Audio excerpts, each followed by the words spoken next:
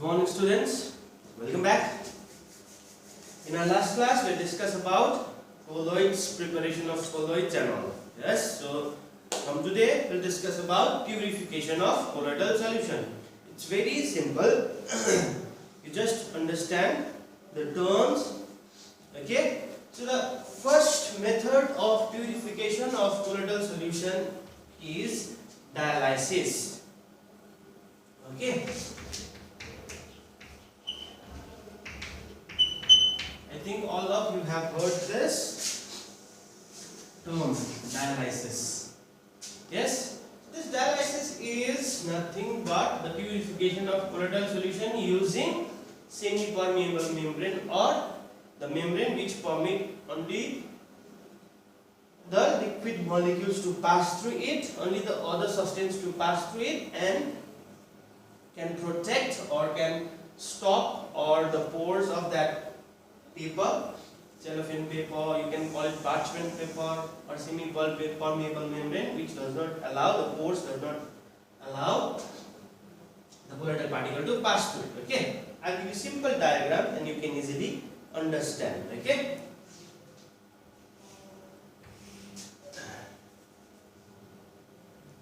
Suppose this is inlet, outlet. So this is inlet.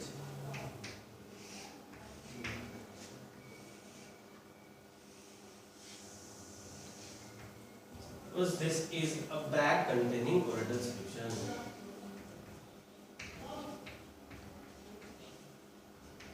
Okay. So it has minute pores. Okay.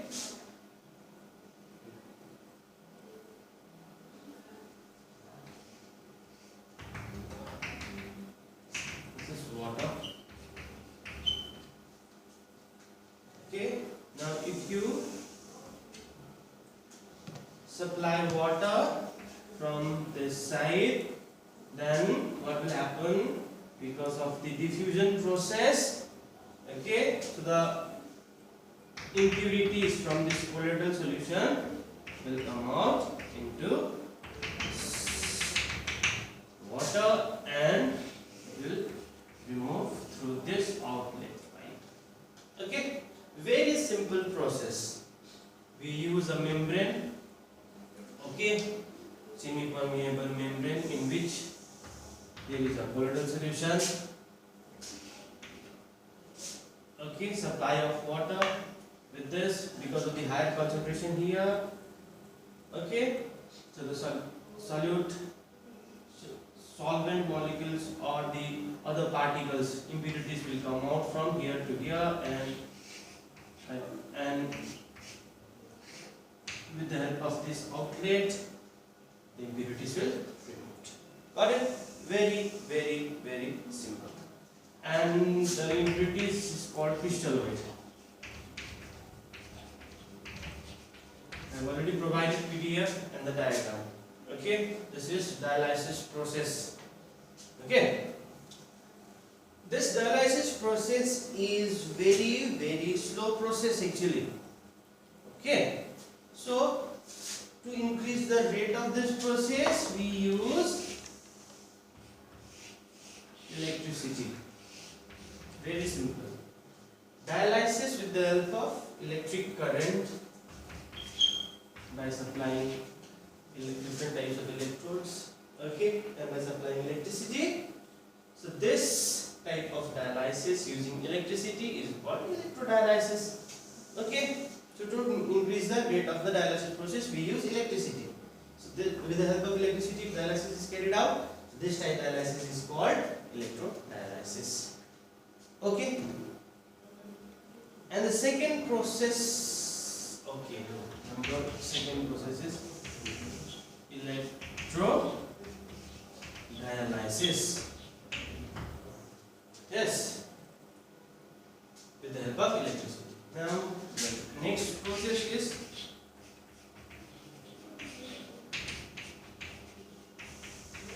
ultrafiltration. Okay, get rid of this.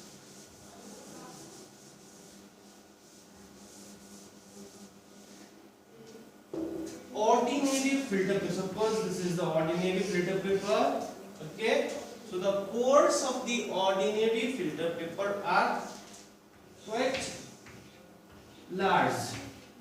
Okay, suppose these are the pores.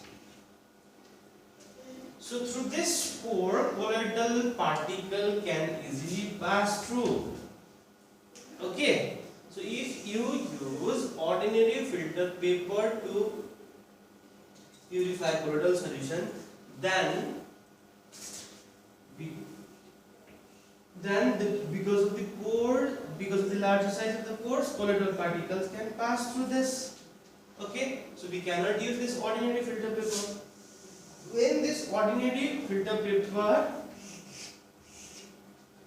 is dissolved in colloidal solution, okay, dissolved in Collidone solution, it's not colloidal, it's Collidone solution, then the pores are somewhat blocked by Collidone particles. Okay, so now this pore, the size of the pores are getting smaller. Okay, so now this filter paper can be used for filtration process. Okay, so the filtration process using this type of processed filter paper, okay, is called ultrafiltration. Got it? The PDF is already provided. Just go through that. Okay, so ultrafiltration is the filtration process using the ordinary filter paper which was processed or which were dissolved or which were made to pour smaller by using Collidone solution. Okay, so this purification we have finished. Now let us move on to different types of properties shown by colloidal solution. Okay, so first this one also.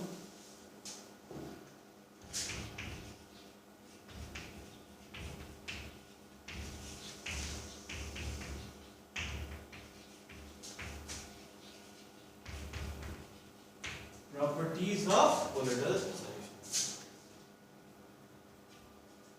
Very simple. First property is colligative property.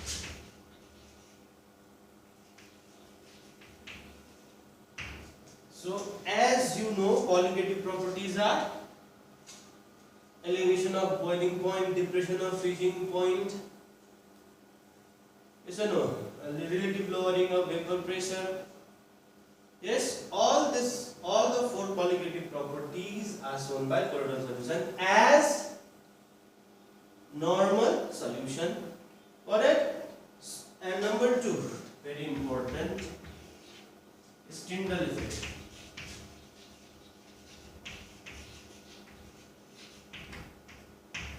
So Tyndall effect is very much common phenomenon which we have already experienced. Okay, so when a beam of light is passed through the colloidal solution, then the path gets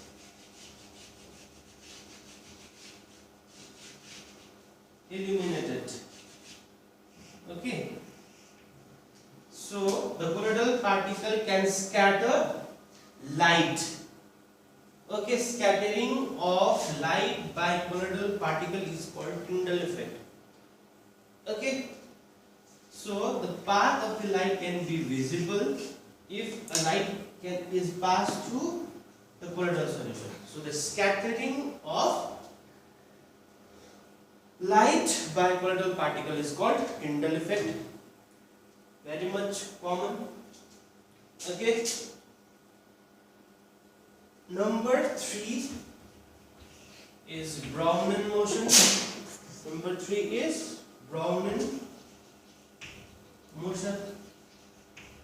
This Brownian motion is also very common. Okay, so the colloidal particles are always in a random zigzag motion. Okay, so the random zigzag motion of colloidal particle is Brownian motion. And number 4, this is very important, electrophoresis. Okay, so the number 4th property is electrophoresis. So this Tyndall effect, Brownian motion, you can observe. Okay.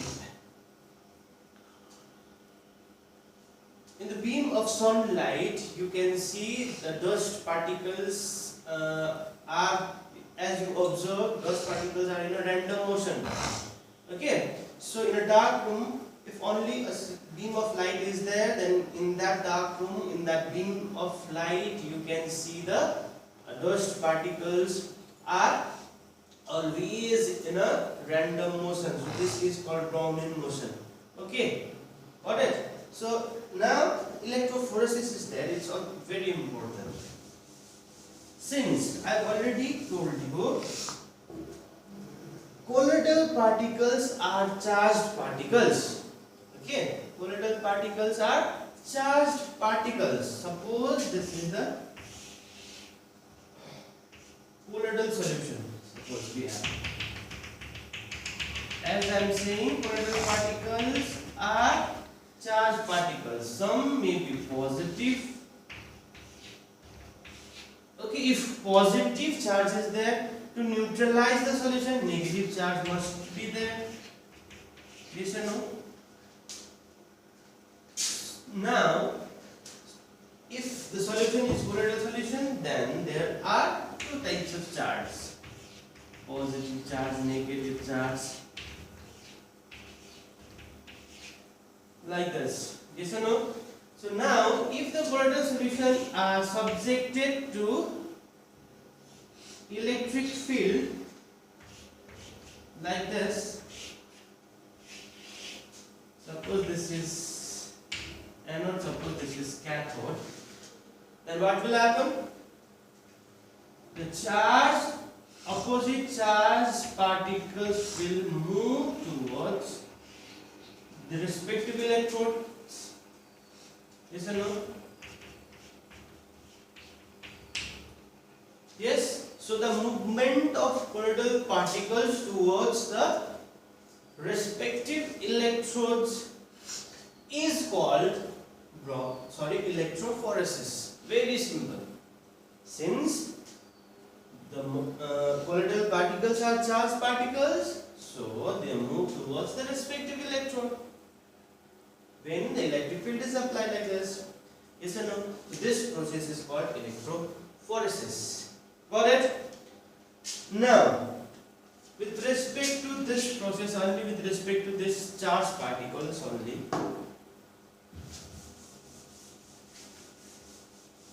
I give you another term called coagulation.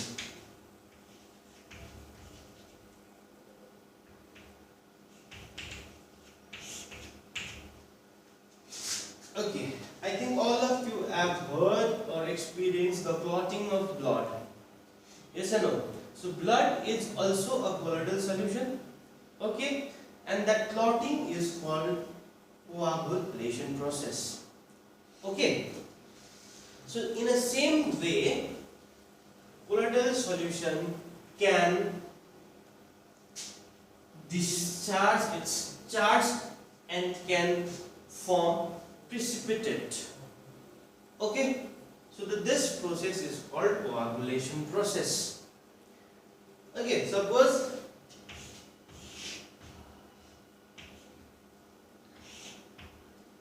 very simple and general example, milk. Curdling of milk. It's very simple. Milk is a colloidal solution. Okay, when you add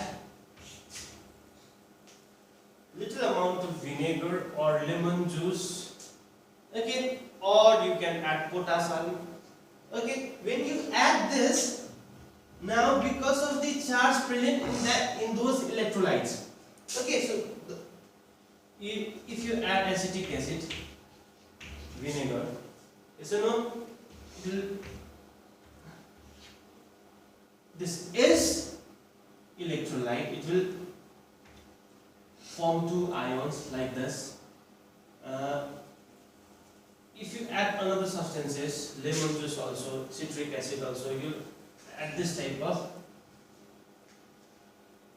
electrolyte here. Okay, so these ions, you are adding these ions into the solution.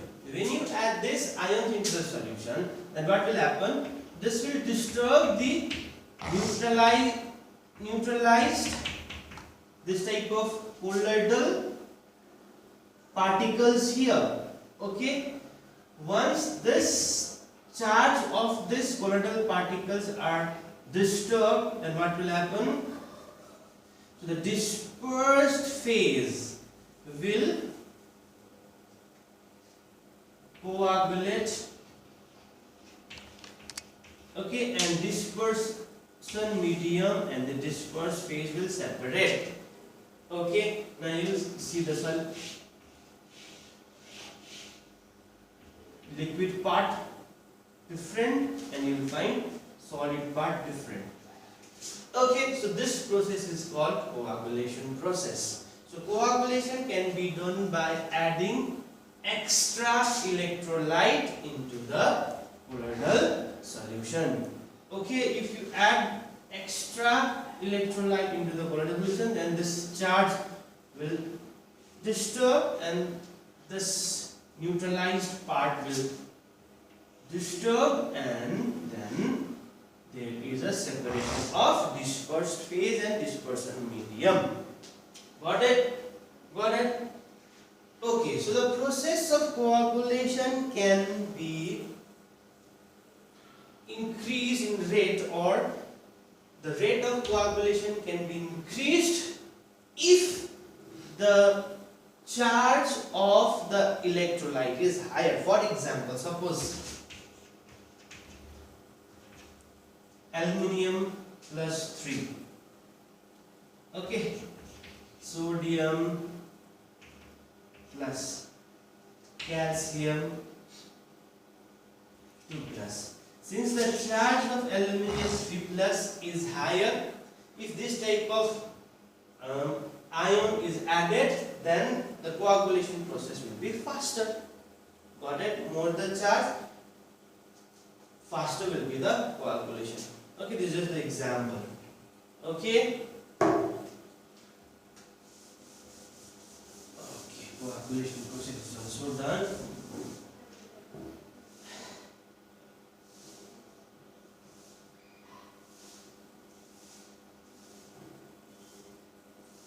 Now, they may ask you this: emulsion.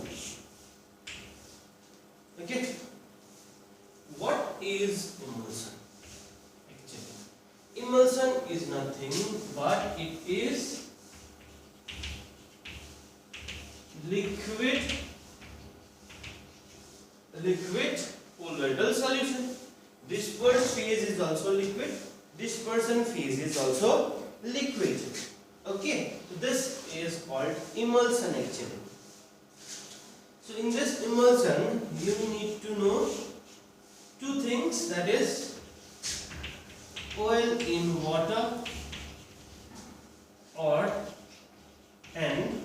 water in oil type. There are two types of emulsions: oil in water and water in oil.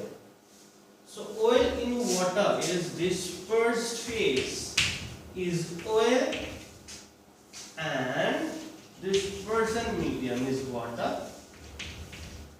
And here dispersed phase is water and dispersion medium is oil. Okay.